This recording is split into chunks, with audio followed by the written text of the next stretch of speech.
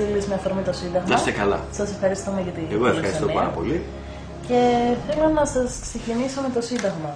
Γίνεται λόγος για αναθεώρηση του Συντάγματος. Ποια είναι η θέση σας σχετικά με την απλή αναθεώρηση ή ριζική αλλαγή με συντακτική εθνοσυνέλευση? Αυτό το οποίο με ενδιαφέρει εμένα δεν είναι ποια είναι η άποψή μου, που μπορεί να είναι σωστή ή όχι. Δεν είμαι ούτε συνταγματολόγος ούτε πολιτικός ούτε τίποτα. Με ενδιαφέρει γιατί γίνεται η αλλαγή του συντάγματος. Από ό,τι έχω ακούσει και εγώ, αυτό το οποίο λέγεται, η αλλαγή του συντάγματος είναι για να αλλάξουν κάποια άρθρα στα οποία εξανίσταται ο λαός. Και εγώ μαζί. Όπως λέει το άρθρο περί ευθύνης υπουργών. Κάτι τέτοια άρθρα. Αυτό κατά την άποψή μου είναι ψέμα.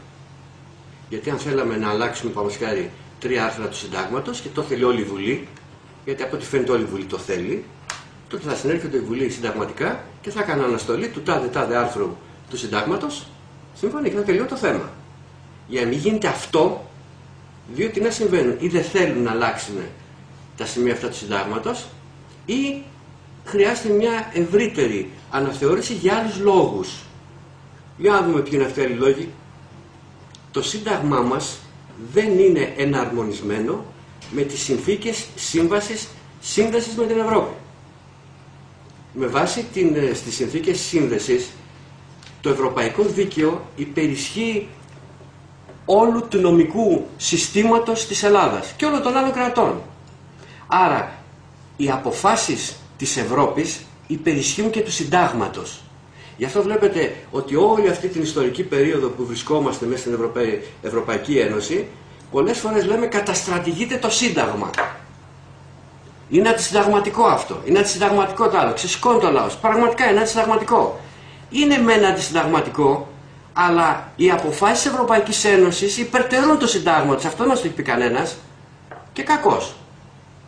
Γιατί μπορεί να είναι κάτι πολύ καλό. Να πάμε σχετικά αυτά τα άρθρα του Συντάγματος δεν πρέπει να ισχύουν.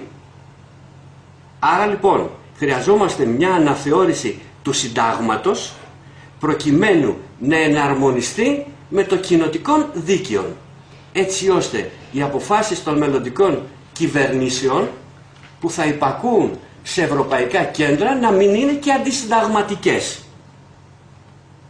Άρα κάτω από αυτή τη λογική είναι επιβεβλημένο να αλλάξει το Σύνταγμα.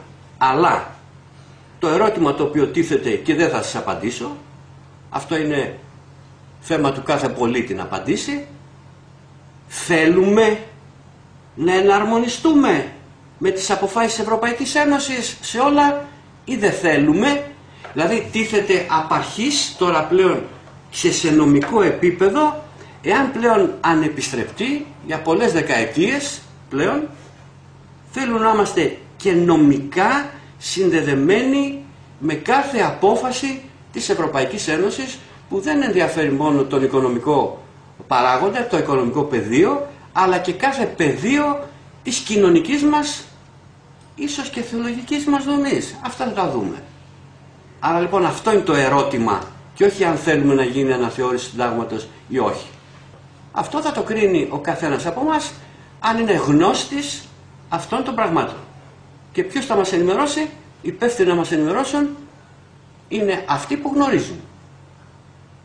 Άρα πρέπει να πιέσουμε τους πολιτικούς να μας πούν την αλήθεια.